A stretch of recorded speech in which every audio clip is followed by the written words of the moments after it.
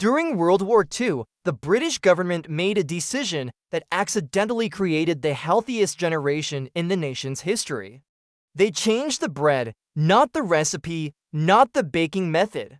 They changed what went into the flour itself, and disease rates dropped while the bombs were still falling. Beriberi, pellagra, anemia, chronic constipation. Conditions that had plagued the working class for decades began disappearing from medical reports. Infant mortality declined, dental health improved. The average British citizen became healthier during wartime rationing than they had been during peacetime abundance. The secret was a single loaf called the national wheatmeal bread. Then the war ended. The bread disappeared, the diseases came back, and the milling industry made sure you would never hear this story. Your great-grandparents ate this bread every day. They survived a war on it. Here's why you've never tasted it. Number 1. The modern bread problem. The bread sitting in your kitchen right now would be unrecognizable to anyone who lived through World War II, not because of the packaging or the slicing or the preservatives that keep it soft for weeks. The fundamental ingredient, the flour itself, has been stripped of nearly everything that once made bread a genuine source of nutrition. Modern white flour uses only 70 to 73% of the wheat kernel. The remaining 27 to 30% gets removed and sold separately as animal feed. That removed portion contains the bran, the germ, and the allure layer, which happen to be exactly where wheat stores most of its vitamins, minerals, fiber, and protein. When you eat modern white bread, you're eating mostly starch. The thiamine that prevents nerve damage is gone. The riboflavin that keeps your cells functioning is gone. The niacin that protects against pellagra is gone. The iron that prevents anemia is gone. The fiber that keeps your digestive system healthy is gone. The magnesium, zinc, vitamin E, and vitamin B6 are all gone. Governments recognized this problem decades ago, so they mandated fortification. Synthetic vitamins get sprayed onto white flour to replace a fraction of what milling removed. But fortification adds back only 4 or 5 nutrients. Whole wheat contains dozens. The fiber is never replaced. The vitamin E is never replaced. The magnesium is never replaced. The complex package of nutrition that sustained humanity for 10,000 years of bread eating gets reduced to starch plus a handful of synthetic additives. Number 2. Britain's World War II bread crisis. When German U-boats began sinking Allied shipping convoys in the North Atlantic, Britain faced a food security crisis that threatened to end the war before it truly began. The island nation imported approximately 70% of its food before the war, and wheat ships from Canada, America, and Australia became priority targets for submarine commanders who understood that starving Britain was faster than bombing it. The Ministry of Food, established in 1939 under Lord Woolton, confronted an impossible mathematics problem. The wheat arriving at British ports could feed the population if milled into white flour at pre-war extraction rates. Throwing away 30% of every wheat kernel as bran and germ meant 30% less bread when bread was the primary calorie source for millions of families. The solution was obvious but politically dangerous. Raise the extraction rate, use more of the wheat kernel, make bread browner and denser, and less like the soft white loaves consumers had grown to expect. In 1942, the government mandated that all flour sold in Britain must be milled to 85% extraction. The national wheatmeal flour became law. White bread effectively disappeared for the duration of the war. Every loaf baked in every home and every bakery across the nation now contained bran and germ that peacetime milling had discarded. The public complained bitterly at first. The bread was darker, the texture was denser. The taste was stronger, more wheaty, less delicate than the refined white loaves they preferred. Letters to newspapers demanded the return of proper bread. Politicians faced angry constituents who felt the government was feeding them pig food. But something unexpected happened as the months passed and the nation adjusted to its new bread. The complaints faded. More importantly, the disease reports changed. Medical officers began noticing improvements in conditions they had considered permanent fixtures of working-class health. The bread the public hated was quietly making them healthier than they had ever been. Number 3. What made national wheatmeal different? The difference between national wheatmeal bread and modern white bread comes down to a single number: extraction rate. That number determined whether the British population would suffer deficiency diseases during rationing or emerge from the war healthier than they entered it. Extraction rate measures what percentage of the wheat kernel ends up in the flour. White flour uses only 70 to 73%, taking just the starchy endosperm and discarding everything else. National wheatmeal used 85%, retaining most of the bran layer that surrounds the kernel and the germ, where the seed stores nutrients for the plant it will become. That 15% difference changed everything nutritionally. The bran layer contains fiber that white flour completely lacks. It holds B vitamins that the body needs for energy metabolism and nervous system function. It stores iron for blood health and magnesium for muscle and nerve function. The germ contributes vitamin E, additional B vitamins, healthy oils, and higher quality protein than the endosperm alone provides. When World War II families ate their daily bread, they received meaningful nutrition with every slice. A few slices of national wheatmeal delivered B vitamins that protected against deficiency diseases. The fiber prevented the constipation that had plagued previous generations. The iron supported blood health when meat was strictly rationed. The minerals maintained body functions that starch alone cannot support. The bread was darker because bran is brown. The texture was denser because bran and germ affect gluten development differently than pure endosperm. The flavor was stronger because wheat actually tastes like something before refining removes its character. These characteristics that consumers initially rejected were the exact characteristics that made the bread beneficial. The color indicated nutrition, the density meant fiber. The flavor came from compounds that supported health. Everything that made national wheatmeal different from white bread was everything that made it better. Number 4. The health miracle. Nobody expected medical researchers documenting British health during World War II discovered something that contradicted every expectation. The population was getting healthier, not despite rationing and bombing and stress, but during it. And the bread appeared to be a major reason why. Deficiency diseases that had plagued the working class for generations began declining almost immediately after national wheatmeal became mandatory. Beriberi, caused by thiamine deficiency, had affected industrial workers who survived primarily on refined foods. The cases dropped as whole grain bread delivered the thiamine that white bread had removed. Pellagra, the niacin deficiency disease causing skin lesions and mental confusion, similarly declined. Anemia rates, expected to spike when meat rationing limited iron intake, remained manageable because the bread now provided iron that white bread lacked. The fiber content addressed chronic constipation, so common in the pre-war working class that many considered it normal rather than a dietary failure. Infant mortality, the most sensitive indicator of population nutrition, actually declined during the war years. Children born during rationing showed better developmental outcomes than children born during peacetime abundance when families could choose their own diets. The enforced nutrition of wartime proved superior to the voluntary malnutrition of consumer choice. Dental health improved as sugar consumption dropped and whole grain consumption rose.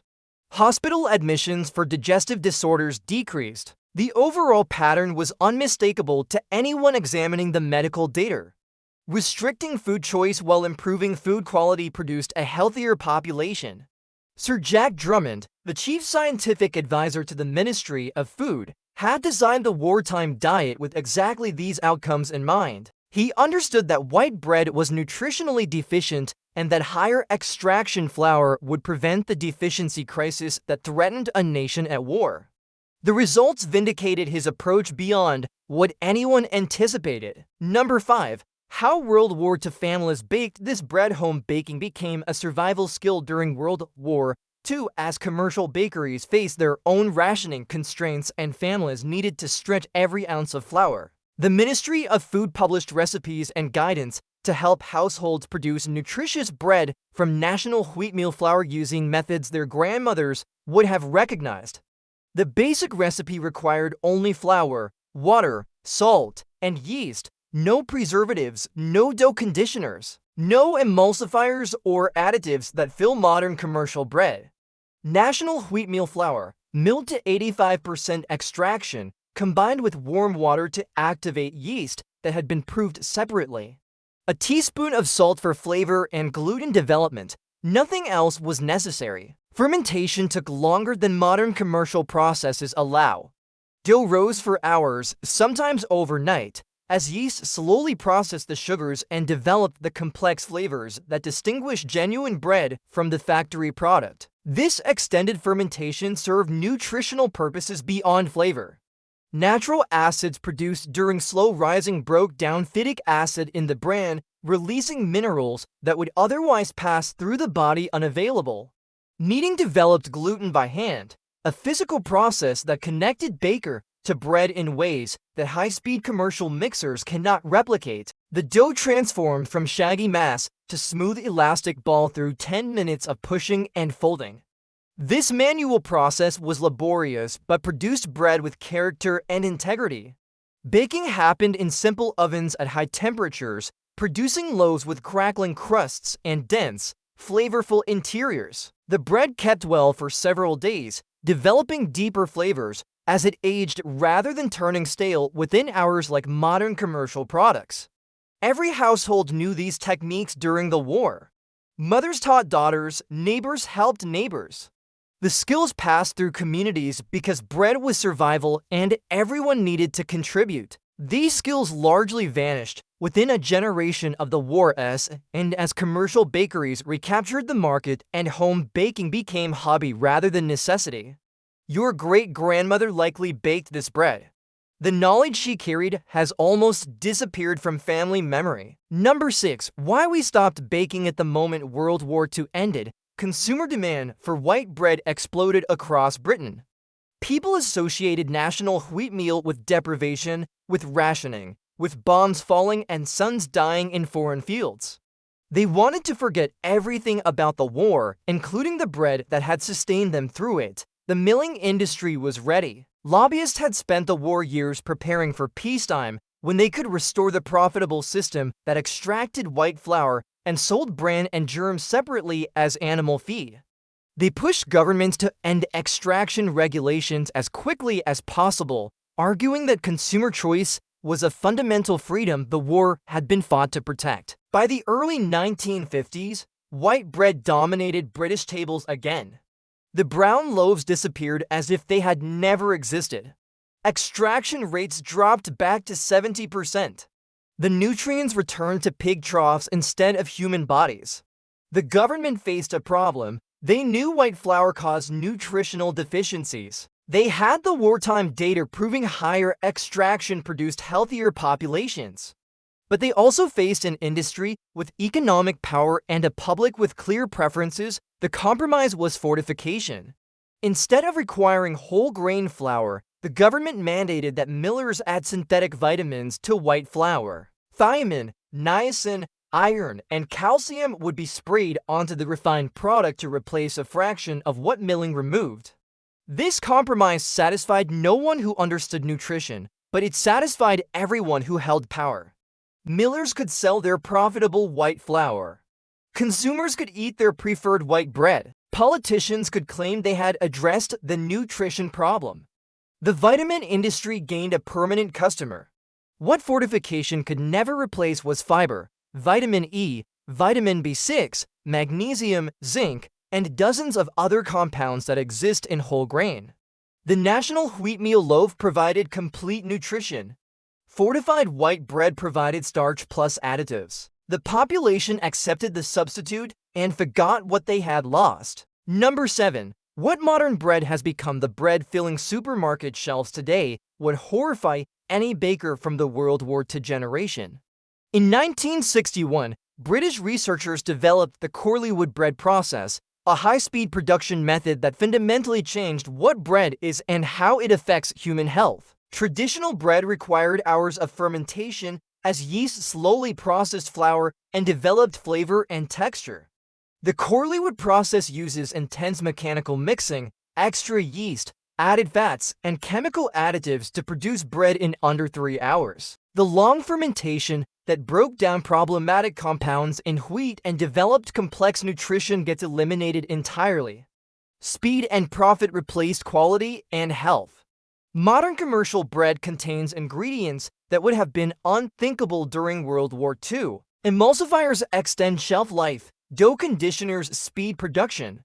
Preservatives prevent mold, added sugars improve taste. Vegetable oils soften texture, extra gluten strengthens the dough weakened by high-speed processing. The ingredient list on a commercial loaf often includes 15 or 20 components, where national wheat meal required only 4. The health consequences have accumulated across generations.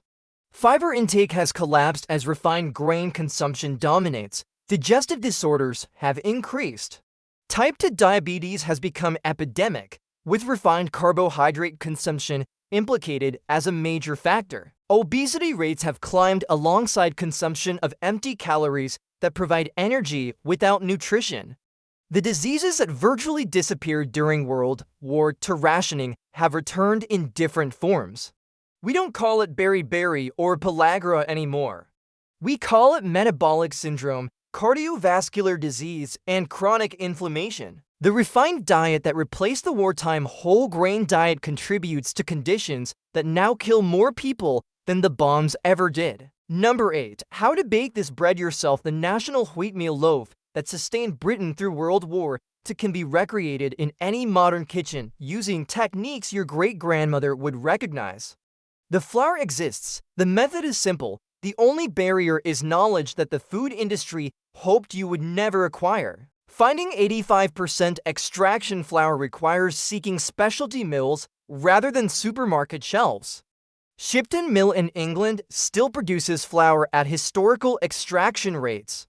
Various mills in America offer similar products. Alternatively, mixing for 100 grams of whole wheat flour with 100 grams of strong white flour approximates the texture and nutrition of wartime national wheatmeal. The recipe itself has survived in wartime cooking books and Ministry of Food publications.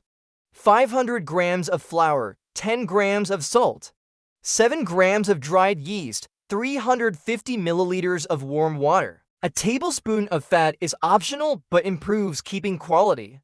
These simple ingredients produced the bread that prevented deficiency disease across an entire nation. Combine flour and salt, then mix in yeast. Add water gradually and bring the dough together into a shaggy mass.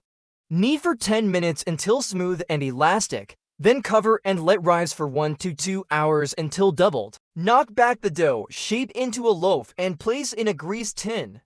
Allow another hour for the final rise, then bake at 425 degrees Fahrenheit for 35 to 40 minutes. The loaf emerging from your oven will look different from supermarket bread. Darker color, denser crumb, actual wheat flavor instead of bland softness. These differences are features, not flaws. Every characteristic that distinguishes this bread from modern commercial products represents nutrition your body can actually use. For best results, allow longer fermentation. Mix the dough in the evening and refrigerate overnight before shaping and baking the following morning. The extended cold rise develops complex flavors and breaks down phytic acid, making minerals more available. During World War II, the British government accidentally proved that better bread creates healthier people. They raised the extraction rate on flour, kept more of the wheat kernel in every loaf, and watched disease rates drop while their cities burned. Then the war ended, the milling industry lobbied. Consumers demanded white bread, politicians compromised with synthetic fortification, and within a generation, nobody remembered that bread had once been medicine. Your great-grandparents survived World War II on national wheatmeal bread. Did they ever tell you about it? Did they describe the darker loaves, the denser texture, the flavor that actually tasted like wheat? Did they mention that rationing somehow made them healthier than peacetime abundance?